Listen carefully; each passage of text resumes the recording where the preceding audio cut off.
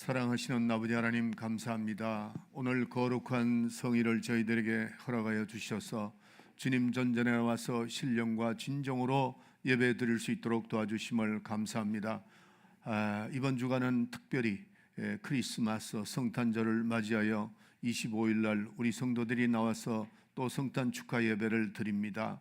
아버지, 드리기 전에 우리가 예수님이 이 땅에 오신 것을 미리 준비하는 마음으로 오늘도 하나님의 말씀을 들을 수 있도록 도와주시고, 또 부족한 종 단위에 세워주셨사오니 입술에 기름을 부으사 말씀의 능력과 지혜와 권능을 주셔서 성령으로 하나님의 뜻을 잘 이 성탄의 진정한 기쁨이 무엇인가를, 또 주님께서 우리에게 예수 그리스도를 이 땅에 오게 하신 하나님의 그 뜻을 우리 깨닫는 좋은 시간이 될 수 있도록 도와주시옵소서. 하나님 아버지, 특별히 오늘 예배를 드리면서 찬양을 드리고 기도를 드리고 또 예물을 드립니다. 이 예물에 하나님께서 축복하여 주셔서 30배, 60배, 100배의 아름다운 열매를 맺게 하시고, 어려운 경제 여건 속에서도 우리 임마누엘 교인들은 하나님의 자녀요, 하나님의 보험을 받고 또 보함을 받는 귀한 성도들입니다. 가정마다 축복하여 주셔서 환경으로 눌리지 않게 하시고, 경제적으로 어려움을 당하는 가정이 한 가정도 없고 풍성한 삶을 누리며 하나님의 큰 일을 많이 감당하는 귀한 임마누엘 성도들이 되게 하여 주시옵소서. 감사하고 예수의 이름으로 기도합나이다. 아멘. 집사님, 볼륨을 조금 더 올려주세요.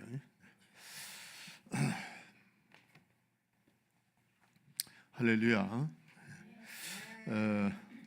우리 김창민 집사님이 광고를 했습니다만, 내년 1월 1일부터 우리 드리는 예배는 리빙 월십입니다. 리빙 월십, 살아있는 예배. 그러니까 제가 이제 가능하면은 1시간으로 다 이제 줄으려고 그럽니다. 줄을 그렇다고 해서 뭐 다른 건 줄 필요 없고 다 하되, 하여튼 제가 1시간 안에 다 마치고 11시 예배는 우리 합동 예배로 대예배를 이렇게 보고, 그 다음에 그 리빙 월십은 성령의 인도함으로 기도도 좀 많이 하고 찬양도 많이 하고 또 이렇게 그 말씀도 하되, 이제 제가 이제 성경 공부식으로 하는데, 하여튼 여러분들 한번 참여해 보면은 굉장히 꼭 여러분들이 내가 꼭 이 예배를 참석을 해야 되겠다 하는 거를 많이 느끼게 됩니다.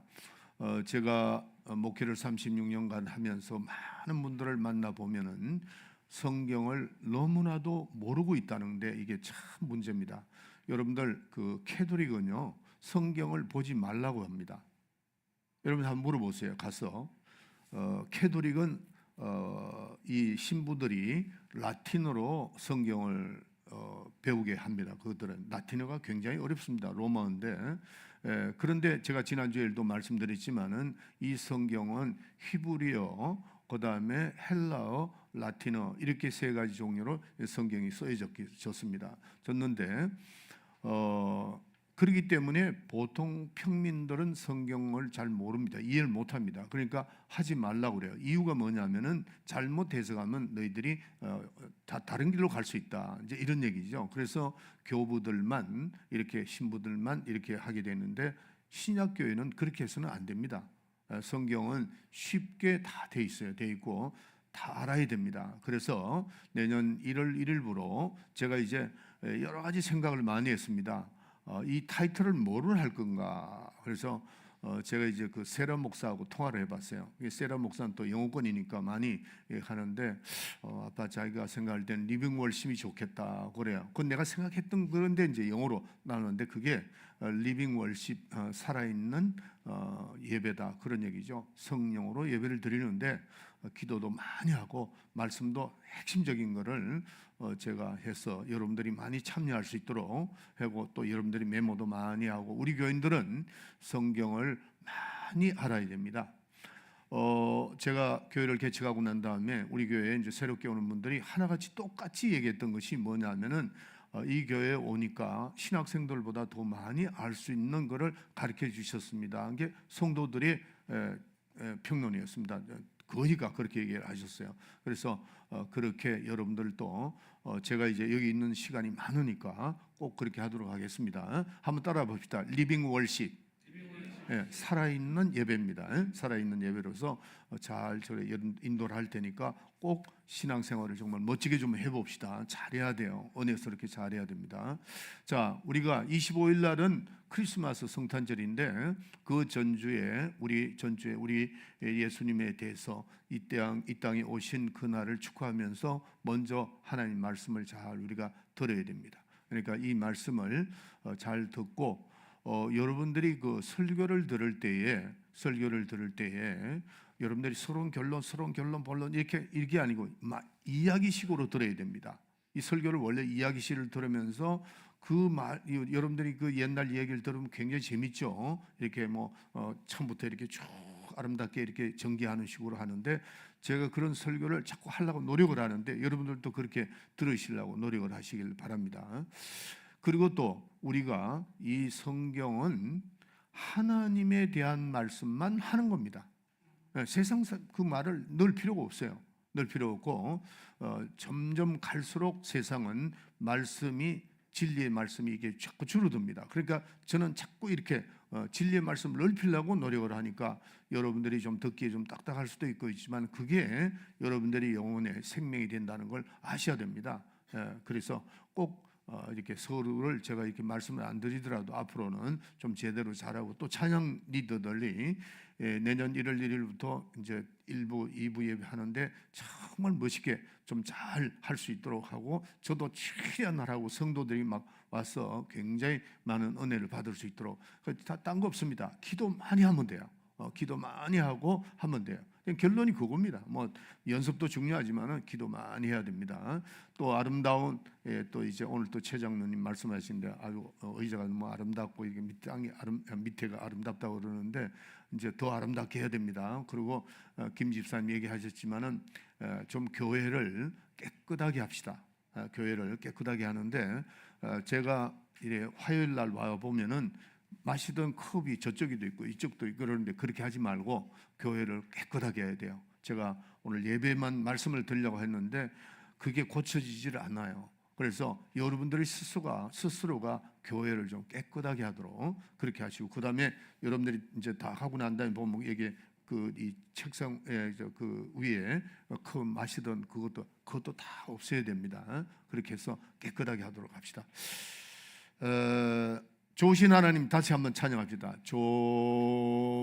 좋으신 하나님 좋으신 하나님 참 좋으신 나의 하나님. 김창희 집사님 저거 꺼주세요. 찬바람이 나오네. 여러분들 누가복음 2장 1절부터 7절에 있는 말씀 가지고 구유에 누이신 예수님이라는 제목으로 말씀을 듣도록 하겠습니다. 하나님은 사랑이십니다. 하나님은 사랑이시다. 하나님은 진리시다. 이런 하나님의 성품에 대해서 여러분들 잘 알고 있어야 됩니다. 하나님은 사랑이신데 그가 사랑하심으로 우리를 사랑하심으로 말미암아 독생자를 우리에게 주신 겁니다. 하나님이 우리에게 독생자를 주셨다고 하는 것은 그분의 모든 걸 다 주셨다고 생각하면 돼요. 그분의 모든 걸 하나님의 사랑의 최고 것을 주셨다 이렇게 생각하면 됩니다. 그래서 우리가 인간을 바라볼 때 인간이 악할지라도 자식에게 뭘 준다고요? 좋은 걸 줄 줄 알거든 그랬잖아요. 그거는 하나의 자식을 사랑하는 인간의 천륜입니다. 천륜. 그래서 인간의 심성은 하나님의 마음을 더듬어 가는데 좋은 속성이 될 수 있어요. 그래서 하나님의 심정을 발견할 수 있는 것이죠. 그래서 하나님이 얼마나 우리를 사랑하셨는가 이거는 우리가 청량할 길이 없습니다. 청량할 길이 없는데 그분의 아들 독생자 예수 그리스도를 하나님께서 우리에게 주신 것 그게 최고라는 것은 여러분에게 말씀드렸죠. 그래서 세상에서 자식을 위해서 자기 자식을 남을 위해서 죽는데 내어놓을 자가 없잖아요. 한 사람도 없습니다. 그거는 내 목숨을 내놓더라도 어떻게 자식을 위해서 뭐 그렇게 얘기할 수 있습니다. 맞습니다. 그래서 세상에 어떤 사람이라도 자기 자식을 남을 위해서 죽는 데 내놓을 사람이 없어요. 그러나 하나님은 독생자 예수 그리스도를 우리에게 주신 것인데 그것이 가장 큰 사랑이고 그 사랑을 알고 믿는 것이 신앙입니다. 알아야 돼요. 그 독생자 예수 그리스도를 이 땅에 보내주신 하나님의 그 사랑, 그거를 우리가 그냥 믿습니다, 그게 아니고 알고 정말 이해하고 알고 우리가 그 사랑을 알아야 된다 하는 겁니다. 자, 그래서 우리가 세상에서도 부모가 자식에게 베푼 사랑이 이제 자식이 다 갚을 길이 없어요. 어떻게 다 갚겠어요? 자식은 갚을 길이 없습니다. 그냥 자식의 입장에서는 부모에게 이해하는 우리 부모가 이런 분이었구나, 또 우리 부모가 참 훌륭한 분이었구나, 그 부모가 없이는 우리가 어떻게 태어날 수가 있는가, 이런 알고 이해하라는 거죠. 그것만이라도 굉장한 하나님의 그 부모에 대한 사랑을 가질 수 있는 겁니다. 그래서 우리가 갚을 길이 있다면은 그분의 사랑을 그분을 또 그 은혜의 보답을 갚을 길이 있다는 것은 그분에 대해서 이해하는 거, 부모에 대해서 이해하는 거, 그것이 라는 겁니다. 그와 마찬가지로 우리가 하나님에 대한 은혜도 마찬가지입니다. 우리가 하나님에 대한 은혜를 생각하면서 그냥 은혜를 받아서 우리가 구원받았다, 독생자 예수 그리스도를 우리에게 보내주셨다, 단순하게 그렇게 생각할 것이 아니고 그분에 대해서 우리가 이해를 해야 된단 말이에요. 독생자 예수 그리스도를 우리에게 주신 그 은혜를 받아들이고 뜻을 생각하고 이해하고 또 그분의 사랑을 이해하는 거, 이게 우리에게는 큰 참 하나님에 대한 그 은혜에 대한 보답을 하는 것입니다. 십자가에서 우리가 이제 십계명에서 보면은 첫째 보면은 우리가 1계명에서부터 4계명까지는 하나님을 향한 계명이고 5계명부터 10계명 10번째까지는 인간을 향한 계명입니다. 그래서 1계명에 뭐라고 나오죠? 나 외에 다른 신이 없다 하는 겁니다. 나 외에 다른 신이 없다. 그게 하나님을 이해하는 겁니다. 하나님은 한 분이에요. 나는 가끔 가다가 이제 텔레비에 이렇게 보면 어떤 목사님들이 나와서 그 밑에 막 자막이 나오잖아요. 하는데 여러분들, 하느님과 하나님이 틀립니다. 하느님은 잡신을 말하는 거예요. 그런데 목회자들이 스스럼없이 그 단어를 사용하거든요. 그것도 나는 도대체 목회자가 돼서 나 외에 다른 신이 없다는 겁니다. 여러분들, 우리가 잡신은 그는 신이 그건 신이라고는 얘기하지만은 피조물입니다. 피조물이고 창조주신 분은 한 분이에요. 나 외에 다른 신이 없다.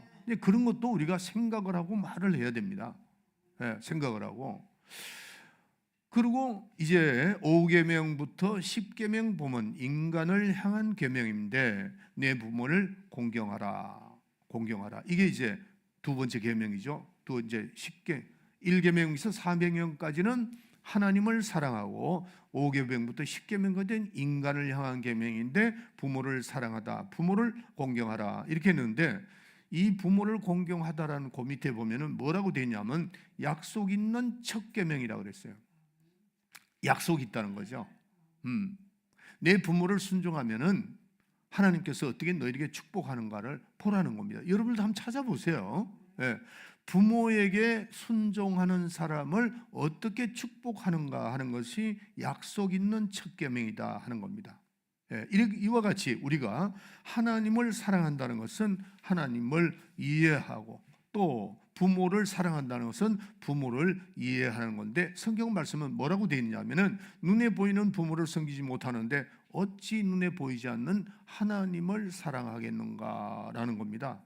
그래서 우리는 진정으로 하나님을 안다는 것은 하나님을 이해하는 것이고 또 이해함으로 하나님을 사랑하게 되는 겁니다.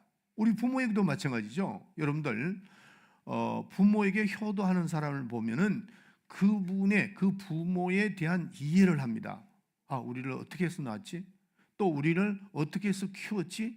이 생각을 많이 하게 되죠. 저도 마찬가지예요. 저도 우리 부모에 대해서 다 가셨지만은 어렵게 살고 우리에 대해서 크게 자식들을 위해서 얼마나 많은 희생을 했나 이런 생각을 하게 될 수 있는 그런 환경에도 저는 그렇게 보지 않았습니다. 우리 아버님도 그렇고 어머니도 그렇고 그 없는 가운데서도 어떻게 해서도 우리를 살리려고 그 어려운 가운데서도 하셨구나 이런 생각을 하게 되는 거죠.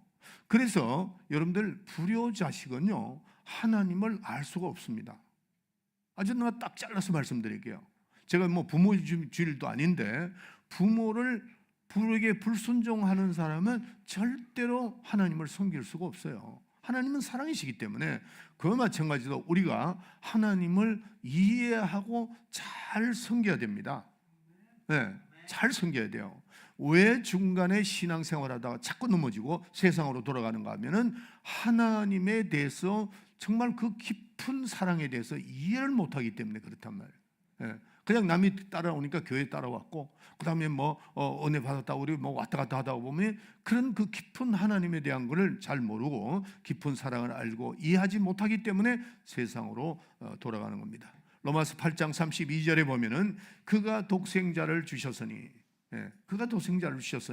하나님을 우리가 아는데 자 로마서 8장 32절 읽어주세요. 자기 아들을 아끼지 아니하시고 우리 모든 사람을 위하여 내어주신 이가 어찌 그 아들과 함께 모든 것을 우리에게 은사로 주지 아니하시겠느냐.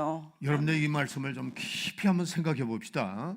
그가 독생자를 주셨는데 하나님이 독생자를 아끼지 아니하고 제가 서두에 말씀드렸죠. 이 세상에 자기 자식을 남의 자식을 남을 위해서 내놓을 사람이 누가 있느냐? 없죠 세상에는.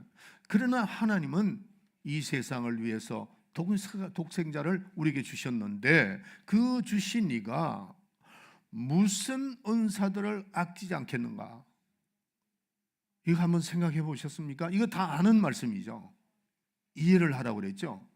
네.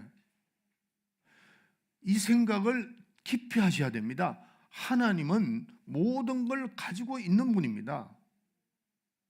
그런데 독생자를 아끼지 아니하신 분이 무슨 은사들 아끼지 않겠나? 그러니까 모든 약속을 아들을 기준으로 해서 내가 아들까지 너에게 줬는데 뭐들 못 주겠는가? 이걸 말씀하는 거죠.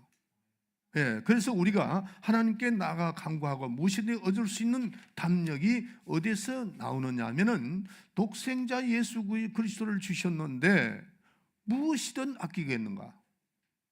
무엇이든 인색하게 하겠는가? 이거를 우리가 알아내는 거죠. 그래서 우리가 하나님을 알고 좀 더 이해하고 사랑하고 한다면은 받지 못할 것이 없습니다. 네, 받지 못할 것. 우리는 어차피 하나님으로부터 받아야 돼요. 그분은 모든 걸 가지고 있는 분입니다. 그런데 아들을 기준으로 하고 내가 아들까지 줬는데 무언들 너희들에게 그렇게 인색하게 하겠는가 하는 것을 말씀하는 겁니다. 이거는 우리에게 매우 중요한 것이다 하는 것을 알아야 됩니다. 그래서 하나님께서 우리를 사랑하셔서 독생자를 주셨는데 그 하나님은 곧 독생자가 바로 누구죠? 예수 그리스도가 하나님이십니다. 하나님.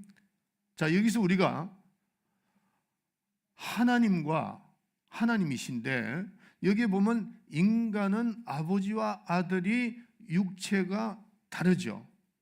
그러나 하나님은 본체가 하나입니다. 네? 본체가 하나시고 아버지 하나님, 아들 하나님, 본체가 하나다는 거예요. 삼일체 하나님. 이걸 잠깐 우리가 생각하고 넘어가도록 하겠습니다. 그 다음에 그는 모든 것을 창조하신 분이다 하는 겁니다. 그는 독생자 하나님의 아들 독생자 예수 그리스도시고 그가 곧 하나님이시고 그가 곧 조물주시다 하는 겁니다. 자, 근데 그분이 육신을 입고 이 땅에 오신 거 이게 이제 우리에게는 참 중요합니다. 여러분들 요즘에 하도 이단들이 많이 나와서 제가 이걸 리서치를 안 해볼 수가 없더라고요. 제가 이 근처도 있습니다. 내가 어떤 교회라고 난 얘기도 하고 싶지 않아요. 지난번에 한번 말씀드렸죠. 유월절을 믿지 아니하면은 구원이 없다 그러더라고요. 그걸 받아왔어요. 우리 이순희 전사가 그걸 받아왔더라고요. 그래서 내가 아니 이종서는 왜 이런 쪽복음을 이런 걸 받아왔어? 그러니까 자기도 하도 이상해서 그걸 목사님 좀 보시라고 가져왔다 그러더라고요. 여러분, 성막 유월절을 믿지 않아서 지옥 가는 거 아닙니다. 우리 교인들 한번 대답해 주세요. 왜 지옥 가죠? 대답하세요. 시작. 예수를 안 믿어서 지옥 가는 거지 유월절을 안 믿어서 지옥 가는 거 아닙니다. 유월절이라고 하는 것은 오실 예수 그리스도에 대한, 옛날 이스라엘 백성들이 유월, 넘을 유월, 율자고 넘을 율자입니다. 그러니까 유월절은 이스라엘 애굽 백성에서 탈출할 때에 그건 하나의 상징적으로 예수님 오실 예수 그리스도의 피에 대한 걸 예언인 거지, 그거를 안 믿어가지고 어디 지옥 가느냐 말이에요. 요즘에 하도 그런 일들이 많기 때문에 내가 여러분들에게 자꾸 되풀이 자꾸 반복하는 겁니다. 요한일서 3장 8절에 분명히 이단은 예수가 육체로 오심을 부인하는 것이 이단입니다. 예수가 하나님의 아들인 것을 부인하는 것이 그게 이단입니다. 그 외에는 우리는 다 받아들일 수 있어야 돼요. 그래서 지금으로부터 예수님이 유대 베들레헴 땅에 예수님이 오신 겁니다. 그래서 그분이 말구에 이렇게 유대 베들레헴 땅에 오신 거고 말구에 오셨단 말이에요. 자, 그래서 그날이 성탄절이에요. 성탄절, 예수님이 오신 날입니다. 또 여기서 어떤 분은 이래요. 예수님 목사님, 이스라엘 가보니까요, 크리스마스 날짜가 그게 정확하지가 않아요. 정확하지가 안 하던 그게 별로 그렇게 중요하지 않습니다. 그런 거는 날짜가 틀릴 수도 있어요. 또 있어요. 러시아 사람들은 날짜가 틀립니다. 우린 크리스마스가 12월 25일이잖아요. 러시아 분들은 틀립니다. 그 날짜가 틀리더라고요. 그게 그렇게 중요한 거. 우리가 중요한 것은 예수님이시다는 거예요. 예수님이 누구시냐는 거죠. 그래서 예수님이 이제 크리스마스 날 아기 예수로 이 땅에 오셔가지고 말구 위에 이제 거기에 누이셨다 하는 겁니다. 자, 정확하게 말씀드리면은 예수님은 육신을 입고 이 땅에 처녀의 몸에 잉태돼서 오시는데, 그 잉태되는 것은 그 말구 위에보다는 마리아의 몸에 10달 전에 벌써 오신 겁니다. 오셔서 10달 동안 계시다가 태어나신 거죠. 태어난 겁니다. 중요한 것은 지금 말구에 오신 예수 그리스도가 누구냐, 그분이 누구냐, 그분이 우리하고의 관계가 뭐냐, 그게 중요하죠. 자, 요한복음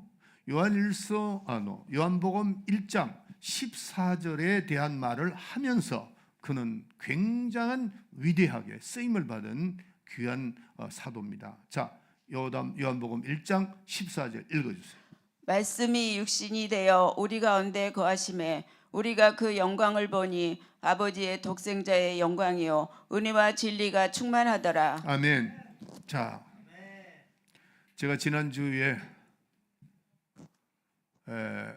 어떤 전도사님이 간증한 책을 내가 봤는데 이 말 한마디가 참, 여러분이 요한은 이 말 한마디로 아주 위대한 사도가 된 겁니다. 다시 한번 읽어주세요. 말씀이 육신이 되어 우리 가운데 거하심에 말씀이 육신이 되어 우리 가운데 거하심에 우리가 그 영광을 보니 아버지의 독생자의 영광이요 은혜와 진리가 충만하더라. 이 말씀이 얼마나 우리에게 중요한가를 아셔야 돼요. 제가 그 전도사의 간증을 한번 소개할게요. 제가 딱 성경을 보는데 로마서 8장 2절에 보면은 이런 말씀이 나옵니다. 이는 그리스도 예수 안에 있는 생명의 성령의 법이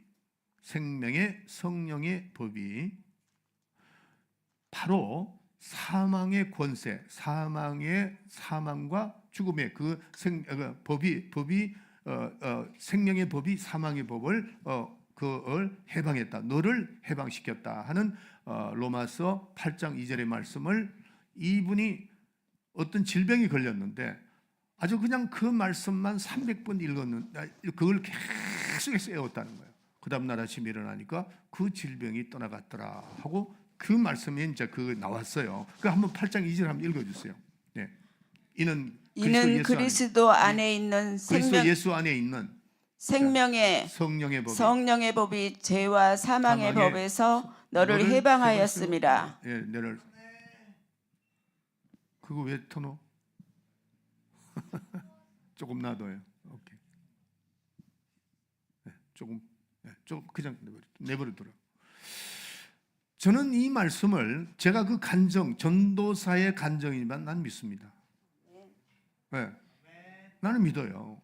나는 그게 짧은 한 말씀이지만은 굉장히 그 전도사의 간정이 나는 아주 그냥 바로 이거다 하는 거를 여러분들이 이 말씀 한마디에 사도 요한, 이 요한은 하나님으로부터 크게 인정받는 겁니다. 예. 그 말씀이 육신이 되어 우리 가운데 거하시며 우리가 그 영광을 보니 하나님의 독생자의 영광이요 은혜와 진리가 충만하더라, 이렇게 말씀을 하고 있습니다. 그래서 예수님은 말씀이 육신이 된 분입니다. 따라합시다. 예수 그리스도는 말씀이 육신이 되었다. 이거를 우리는 평생에 애워야 돼요. 평생에 애워야 돼요. 예수 그리스도는 말씀이 육신이 되었다. 따라합시다. 예수 그리스도는 말씀이 육신이 됐다. 말씀이 육신이 됐는데, 말씀이 오셨는데 하나 그 독생자를 보니까, 말구에 놓인 그 독생자를 보니까 하나님의 영광이 충만하더라는 거죠. 예. 오늘 이걸 여러분들이 이해하면 오늘 설교 끝난 겁니다. 예. 우리가 예수님이 말구에 누이셨는데 그를 바라보니 그에게는 뭐가 충만했다고요? 하나님의 독생자의 영광이 충만하더라고 그랬어요. 충만하더라. 그리고 그에서 나오는 것이 뭐예요? 은혜가 충만한. 그 다음에 그에서 나온 것이 뭐예요? 진리가 충만하더라는 거죠. 이 말씀은 너무나 우리에게 중요합니다. 너무나. 그래서 우리가 성경을 볼 때마다 이게 우리에게 신앙관이 돼야 된다는 겁니다. 우리가 만약에 말구이를 볼 때 아기 예수만 보면 안 돼요. 우리는 그 아기 예수에 머물러 있다면 우리의 신앙은 표류하고 마는 겁니다. 그 말구에 오신 그분이 누군가?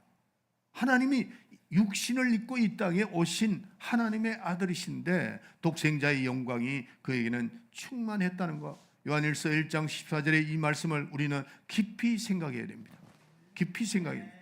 그래서 조금 전에도 말씀드리지만 요한은 이 말씀 한마디로 최고의 신앙이 된 겁니다.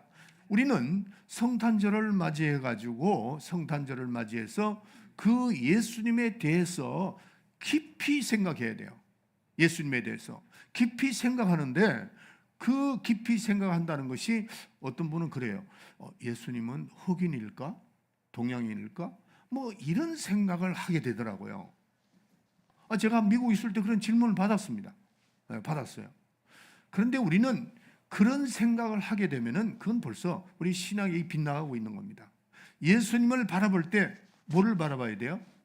하나님의 독생자의 영광이 충만한 걸 바라봐야 되고, 그에서 진리를 발견해야 되고, 그에게서 나오는 은혜를 우리가 생각해야 된다 하는 겁니다. 여러분들, 제가 이 천주교에 대해서 별로 잘 안 하지만 나중에 이제 성경 공부를 하게 되면은, 저 1월달 때 하면은 그 천주교가 뭐가 잘못된 거에 대해서는 자세히 내가 할 겁니다.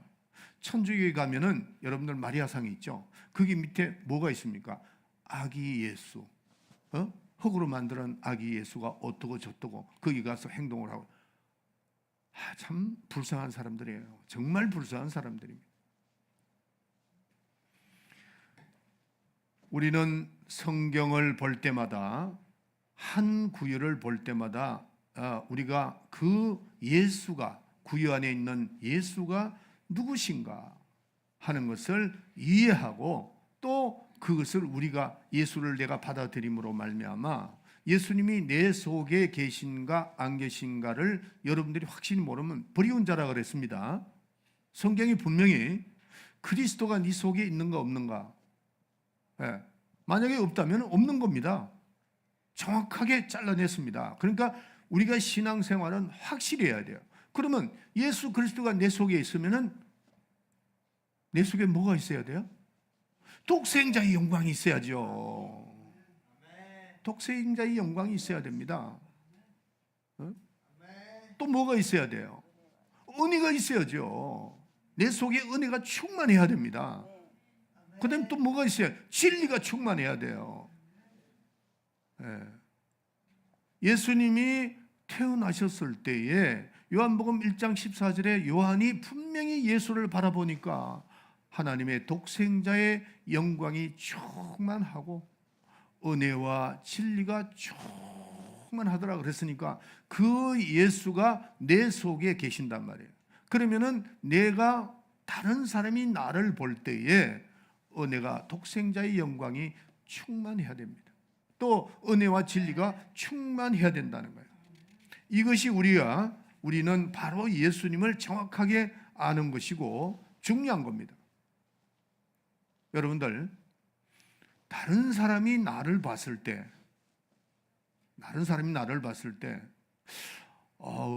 목사님은 정말 목사님 같아요? 그래야 돼요. 목사님은 정치가 같아요. 그럼 그래야 되겠어요. 정치가 같다면 안 되죠. 의사와 같다고 그래도 안 되고 내 마음속에 우리의 얼굴 속에 뭐가 있어야 돼요? 하나님의 독생자의 영광이 충만해야 됩니다. 은혜와 진리가 충만해야 됩니다. 예. 만약에 그렇지 못하면은 여러분 다시 한번 생각해 봐요. 내 자신을 한번 생각해 봐야 돼요. 우리 가정에 여러분들의 가정이 잘 되려면은 다른 사람이 여러분의 가정을 볼 때에 저 가정은 하나님의 독생자의 영광이 충만하구나. 은혜와 진리가 충만하구나. 그래야 됩니다. 왜 그럴까요? 온 가족이 예수를 믿으면 그 속에 예수가 있기 때문입니다. 그 속에 예수가 있기 때문에 항상 다른 사람이 볼 때, 여러분 가정을 볼 때, 여러분들이 사업도 마찬가지예요. 여러분 직장 생활도 마찬가지입니다. 여러분들이 직장 생활을 하는데 여러분들 주위에 있는 사람들이 그 사람을 바라보니까 저 사람은 뭔가 틀려. 그들은 표현을 못하겠죠. 그들은 표현을 못하지만은 표현을 한다면 하나님의 독생자의 영광이 충만해. 그럴 거 아닙니까? 은혜와 진리가 충만해. 그렇게 말로는 모르지만 예수 안 믿으니까 모르죠. 그 단어는 그 사람들은 모르지만은 그들에게 느껴져야 된다는 거죠. 아멘. 네. 신앙생활은 바로 그겁니다. 우리의 가정이 예수님이 2000년 전에 이 땅에 오셨던 그 말구유와 같은 그 말구유 안에 하나님의 독생자의 영광이, 그 다음에 은혜와 진리가 충만했던 그 장소가 되어야 된다는 겁니다. 하나님의 독생자의 영광이 충만해야 되고 은혜와 진리가 나와야 되고 진리가 나와야 되고 나와야 되는 겁니다. 아멘. 자, 예수님이 누구신가 하는 거죠. 우리는 많이 배웠습니다. 예수님은 처녀의 몸에서 잉태되었다 이렇게 말씀을 합니다. 처녀라는 단어를 왜 썼을까? 반드시 처녀의 몸에서 태어나야 됩니다. 이거는 신성한 말이죠. 여러분들, 처녀는 아기를 놓을 수가 없습니다. 과학적으로 의학적으로는 처녀가 아기를 놓을 수가 없어요. 근데 아기가 그게 임신했다고 하는 것은 바로 남자를 모르는 처녀가 임신했다. 성령으로 임신했다는 거죠. 성령으로 임했다는 것을 알 수 있습니다. 우리가 어전 깨끗하다 이런 뜻이 아니고 예수님의 신성을 이해하는 겁니다. 신성을. 근데 우리가 의학적으로 보면은 남자와 여자와 결혼해서 아기가 탄생하는데 어떻게 그럴 수 있냐? 하나님이시기 때문에. 그렇게 성경이 되어 있잖아요. 마리아가 너에게 아기가 있을 것이다. 예수님이 탄생할 것이다. 예언할 때 저는 남자를 모르는데요. 그러니까 하나님이 하신다. 뭘 못하겠는가? 이거를 우리가 인정하고 성령으로 말미암아 잉태됐다는 것을 우리가 깨달아야 됩니다. 그래서 이 땅에 오셔서 육신의 정욕으로나 이런 데로 나는 것이 아니고 성령으로 잉태하셔서 이 땅에 오셔서 그이는 의인이 되셨고 의인으로서 우리를 구원하는 겁니다. 만약에 그분이 육신의 정력으로 태어났다면 죄인입니다. 그분도. 그러나 성령으로 잉태했기 때문에 그는 육신의 정력으로 태어난 것이 아니고 성령으로 잉태하고 의인으로 이 땅에 인자로 오신 분이다 하는 겁니다. 그런데 우리 인간은 영적 존재인데 원래는 영적인 존재였는데 영이 살아 있었거든요. 그런데 아담과 헤아로 말미암아 죄로 말미암아 죽었습니다. 그 죽은 영혼을 다시 살려야 되니까 그러기 위해서 예수님이 이 땅에 오신 겁니다. 그래서 예수님은 육신의 정욕으로나 사람의 뜻으로 난 것이 아니고 성령으로 잉태해서 말씀이 임하셔서 성령으로 잉태한 분이 예수님인데 그분이 우리를 살려낸다 하는 겁니다. 아멘. 이거를 믿어야 됩니다. 우리는 이걸 믿음으로. 어떤 분은 그래요. 성경을 읽다가 어제 제가 이해가 안 되는 부분들이 여러분들 이해되라고 성경 기록한 거 아닙니다. 성경은 믿어야 된다. 네, 믿음으로 깨달아지는 거지 이해로 깨달으실 수 없는 일들이 상당히 많습니다. 여러분들 지금 성육신한 거, 마리아의 몸에 태어난 거 과학적으로 이해 못합니다. 의사들이 절대로 이해 못합니다. 그러나 우리는 이해하고 믿죠. 왜? 믿음으로. 네. 지금 말씀이 임하셔서 성령으로 잉태된다는 것을 마리아가 난 남자를 모릅니다 그럴 때 말씀이 임하고 성령이 임하시면 능치 못함이 있느냐? 그때 마리아가 뭐라고 얘기했죠? 그리하옵소서 그랬어요. 그게 뭐죠? 믿음입니다. 그리하옵소서. 우리 인간의 생각으로는 이해가 안 되지만은 그리하옵소서 말씀이 수태되어 임하신 겁니다. 그래서 예수님은 혈통으로 임한 것이 아니고 사람의 뜻으로 임한 것도 아니고 성령으로 임하셔서 의인으로 오셨기 때문에 죄를 담당하실 수가 있었다는 겁니다. 그래서 우리의 죄를 다 사해 주시고 그 다음에 부활하셨죠. 자, 부활을 하실 수가 있기 때문에 그분이 죄가 없다는 겁니다. 만약에 그분이 죄가 있다면 그분은 부활 못합니다. 그래서 예수님이 부활하신 걸 보면은 그분은 의인이었구나. 그래서 부활로서 예수님은 승리하신 겁니다. 그래서 그가 죽으심으로 우리가 그 속에 속해 있다면은 그가 죽으심으로 침례가 이거죠. 예수님과 함께 죽고 예수님과 함께 부활하는 게 그게 침례입니다. 우리가 침례를 받음으로 예수님의 죽으심과 예수님의 부활하심을 그걸 받아들이는 것으로 인해서 침례를 받는 겁니다. 그래서 그가 죽으심으로 우리가 그 속에서 속했기 때문에 죄로 인하여 죽은 겁니다. 침례를 통해서. 그리고 장사를 하고 의로 인해서 그 의로 인해서 우리가 살게 되었다 하는 겁니다. 그래서 그분이 의인이라는 것을 우리는 주장하고 믿어야 됩니다. 처녀의 몸에 태어났다는 것은 우리의 이 생명과도 같습니다. 만약에 그가 육신의 정력으로 태어났다면 우리는 헛수고하는 겁니다. 처녀의 몸에 태어났기 때문에 그는 죄가 없고 하나님의 말씀으로 임했다는 것이 그게 증명이 되는 건데 그거를 우리가 믿어야 되고 또 그것이 우리의 생명과 같은 것이다 하는 겁니다. 자, 예수님은 2000년 전에 유대 베들레헴 땅에서 또 나중에 나사렛에 와서 자라나셨죠. 그래서 예수님은 나사렛 목수에서 태어났지만은 그는 아주 낮은 곳으로 하나님이 육신을 입고 이 땅에 오셨는데 예수님은 자기를 낮췄어. 그는 하나님이고 하나님의 아들이신 그분이 크리스마스 때는 꼭 이 생각을 해야 됩니다. 가장 낮은 곳에 왔어요. 여러분들 어린아이가 태어날 때 말구에서 태어났다. 아마 이 세상에 태어난 사람 중에서 집이 이랬는데 거기서 태어났다. 이건 되는데 말구에서 태어났다는 것은 여러분 있을 수 없는 일이죠. 예수님만 그렇게 하신 것 같아요. 가장 낮은 곳으로 오셨다. 왜 그렇게 오셨을까? 한번 생각해 봤습니까? 제가 어제 생각을 해보기를, 왜 예수님이 가장 낮은 곳에 오셨는가? 이 세상에 가장 낮은 곳이 어디예요? 가장 낮은 곳을 생각해 보셨어요? 죄인입니다. 죄인. 이 세상에서 가장 힘든 곳이 어디예요? 감옥입니다. 감옥. 감옥은 누가 가죠? 죄인이 가는 겁니다. 죄인이 가는데, 예수님이 가장 낮은 곳에서 오셨다고 하는 것은, 우리가 물에 사람이 떠내려갑니다. 떠내려갈 때에 그 사람을 구하기 위해서는 뛰어 들어가야 됩니다. 그 물 속에 뛰어 들어가서 자기가 우깨를 이렇게 해가지고 뛰어 들어가서 건져내는 거죠. 그와 마찬가지로 예수님은 우리 인간을 구원하시기 위해서 가장 낮은 곳으로, 죄인이 아니면서 죄인같이 오셔서 이렇게 되는 거죠.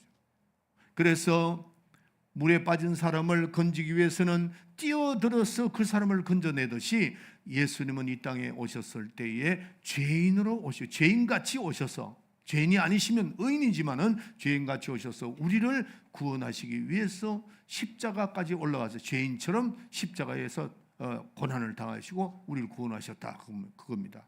가장 낮은 곳으로, 가장 낮은, 그러나 그는 죄인이 아니고 그는 임금이시오, 주님이시오, 영광의 하나님이시잖아요. 그러나 우리를 위해서 이 땅에 오셔서 우리를 건져주시는 겁니다. 자, 그래서 우리는 이 예수님을 바라보니까 요한이 그걸 정확하게 본 거죠. 어떻게? 예수님은 비록 육신을 입고 오셨지만 하나님의 독생자의 영광이 충만하고 그 속에 은혜와 진리가 충만하고, 예수님이 달리신 그 십자가에, 죄인들만 달리는 그 십자가를 바라볼 때, 그 십자가에 달린 예수님을 바라볼 때 독생자의, 죄인이 달린 것이 아니고 독생자의 영광이 거기도 충만하고, 그 다음에 은혜와 진리가 거기에서 나오고, 이거를 우리가 알아셔야 됩니다. 그래서 예수님에게는 오직 세 가지만을 봐야 됩니다. 다른 거 볼 필요 없어요. 세 가지만 보는 겁니다. 뭐예요? 아버지의 독생자의 영광을 보고, 그 다음에 은혜와 진리를 보고, 그 다음에 뭐가 있어야 돼요? 은혜와 진리. 이거를 우리는 예수님을 볼 때마다 예수님이 그것을 우리에게 주셨다는 거죠. 아멘. 다시 한번 해보겠습니다. 나에게 은혜가 있다. 따라서 합시다. 시작. 나에게 은혜가 있다. 또 뭐가 있어요? 나에게 진리가 있다. 나에게 독생자의 영광이 있다는 겁니다. 왜? 예수님이 내 속에 계시기 때문에. 예수님에게서 나올 수 있는 것밖에 없습니다. 다른 사람은, 다른 인간에게는 독생자의 영광이 없습니다. 은혜가 없습니다. 진리가 없습니다.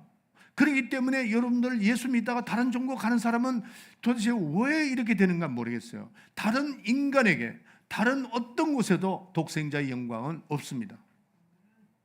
은혜도 없습니다. 진리도 없습니다. 예수님에게만 있다는 거죠. 하나님의 아버지의 독생자의 영광이 충만하고 진리가 충만하고 그에게서만 나오는 겁니다.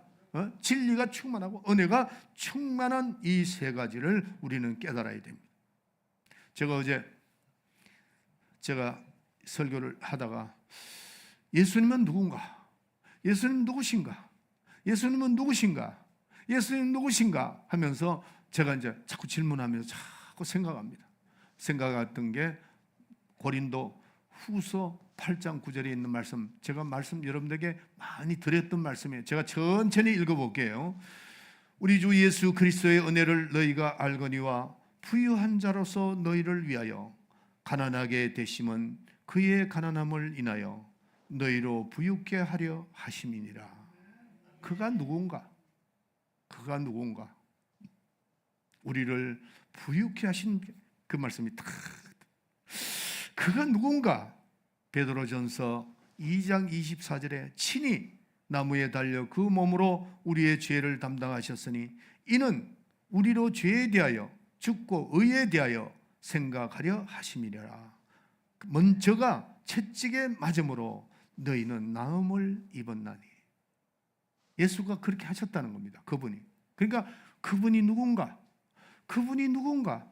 할 때 고린도후서 8장 9절이 탁 떠오르고, 그건 누군가? 베드로전서 2장 24절. 그가 누군가?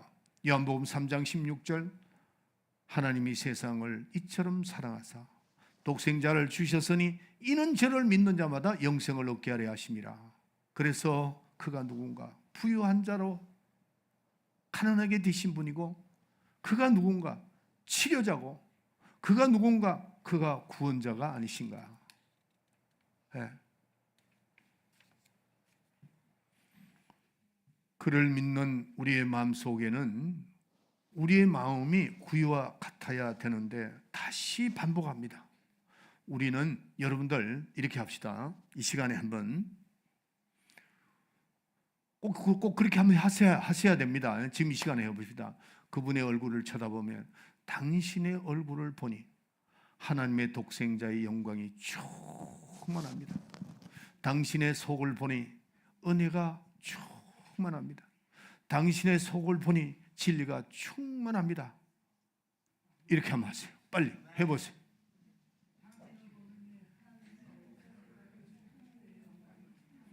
근데 말하는 게 감정이 안 들어가 있어. 감정이 들어가 있어야 돼. 감동이 이렇게. 그렇지. 하준이하고 할머니도 해야지. 썼으니까.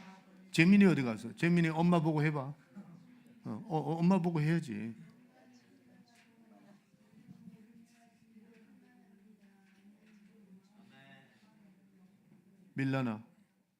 밀라나의 얼굴을 보니 하나님의 독생자의 얼굴이 충만하고 진리가 충만하고 은혜가 충만하네.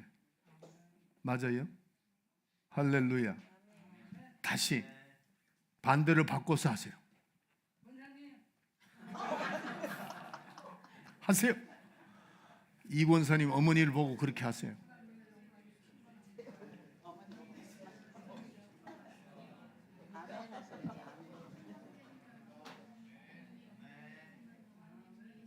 할렐루야. 참 멋지죠? 예? 우리 믿는 사람은 이렇게 멋진 겁니다. 예. 세상 사람하고 틀려요. 우리가 바라볼 때, 그분을 바라볼 때 하나님의 독생자의 영광이 충만하고, 우리가 예수를 바라볼 때 그렇게 해야 되는데 그 예수가 우리 속에 있잖아요. 우리 속에 있으니까 언제든지 내 자신을 열어보면서 내가 과연 많은 사람들 앞에서 독생자의 영광이 충만하게 보이는가, 아니면 내가 은혜가 충만하게 보이는가, 진리가 충만하게 보이는가를 생각해야 됩니다. 여러분의 가정이 그렇게만 된다면 여러분의 가정은 성공합니다. 여러분의 사업장도 마찬가지입니다. 직장 생활 내에도 나는 우리 손녀들한테, 내가 손녀들한테 내가 그 얘기를 많이 했습니다. 제가 이 마임에서 떠날 때에서 이 설교를 했어요. 설교를 하면서 내가 자녀들에게 그 얘기를 했습니다. 예. 네가 직장 생활에서 은혜가 정말, 한 번은 믿음이가 그 많은 사람들이 모여가지고 하는데 그게 뭐 술, 담배 마시고 막 이러는데, 예, 술을 안 마시고 이렇게 가만히 있으니까 매니저가 그러더라는 거예요. 너는 정말 특별한 인간 같다 그러더래요. 특별한 것 같다. 그래서 왜 그러냐 그러니까 이렇게 술을 마시고 그러는데도 너는 어떻게 술을 또 안 마시고 담배도 안 피우느냐. 젊은 애들이 요즘 다 그러거든요. 그래서 나는 크리스찬이기 때문에 말이라도, 여러분들이요, 아니 나는 그냥 몸이 안 좋아서, 그런 사람들이 굉장히 많습니다. 그렇게 하지 말아야. 오늘 제가 차를 또 우리 이할머니 모시고 나오는데 기분이 너무 좋아. 얘 말을 들으니까 너무 좋아. 제가 지난주에 그 얘기를 했거든요. 자식들한테 어머니가 믿음의 모범을 보이고 세상을 떠나야 됩니다. 그런데 어제 아들 집에 갔다가 나오는데 어머니 저 자고 가세요. 그러니까 나는 내일 교회 가야 된다니까 아들이 깜짝 놀라더래. 여러분들, 나는 그 말씀을 듣는, 오늘 또 제가 차가 이게 시동이 안 걸려가지고 그냥 갔는데 그 말 한마디 듣는데 얼마나 기쁜지 몰라. 나도 기쁜데 하나님 안 기쁘시겠어요? 네, 할렐루야. 네, 다시 해봅시다. 하나님의 독생자의 영광이 충만할지어다.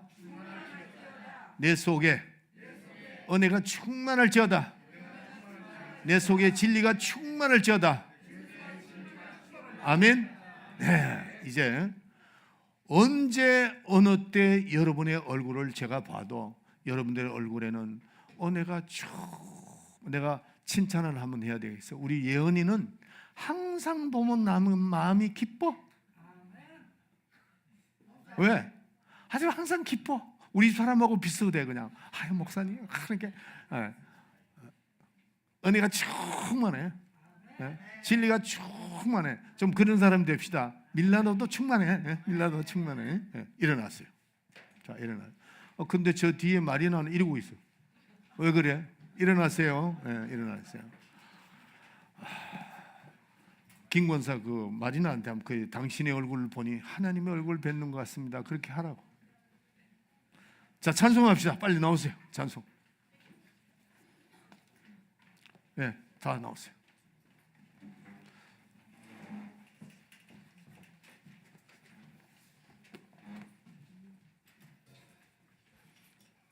우리 찬송가 아까 불렀던 찬송 부릅시다. 122장.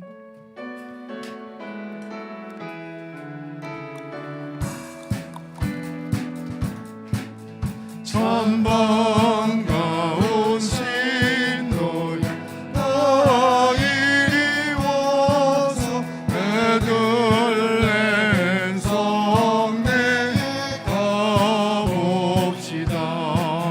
저 구유에 누이신 아기를 보고 엎드려 절하세.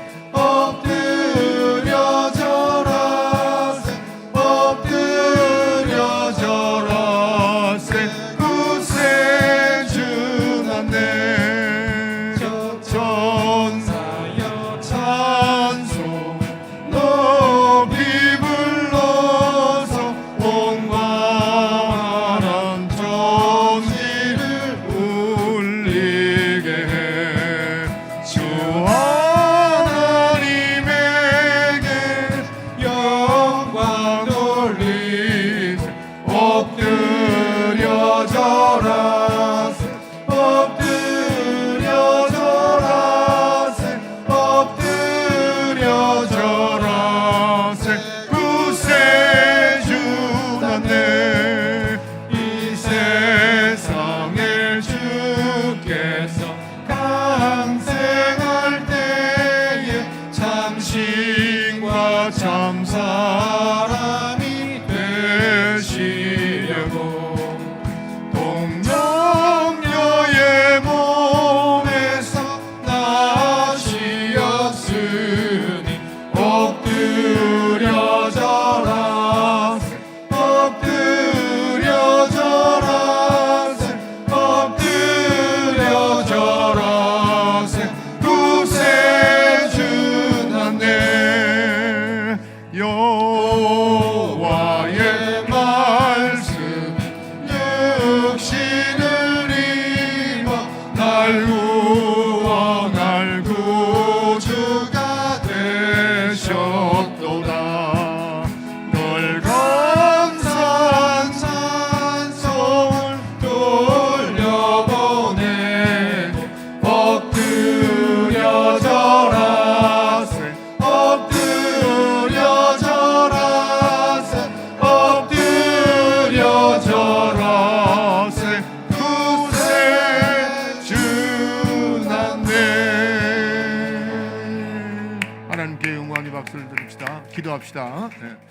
지금은 우리 구주 예수 그리스도의 은혜와 하나님 우리 아버지의 만극하신 사랑과 성령의 감동 충만 내재 교통하심이 오늘 말씀을 듣고 항상 우리는 우리 주님께서 이 땅에 오셔서 독생자의 영광이시요 그 안에서 은혜와 진리가 충만했듯이 내 속에 주님이 계시니까 나도 독생자의 영광이 충만하고 또 은혜와 진리가 충만해서 많은 사람들에게 나타내고 또 그 나타냄으로 많은 사람들이 주님을 앞으로 몰려오고 전도하고 선교하는 좋은 기회를 삼으리라 마음에 결심하고 돌아가는 우리 사랑하는 성도들 머리 위에 지금으로부터 영원토록 함께 있을지어다. 아멘.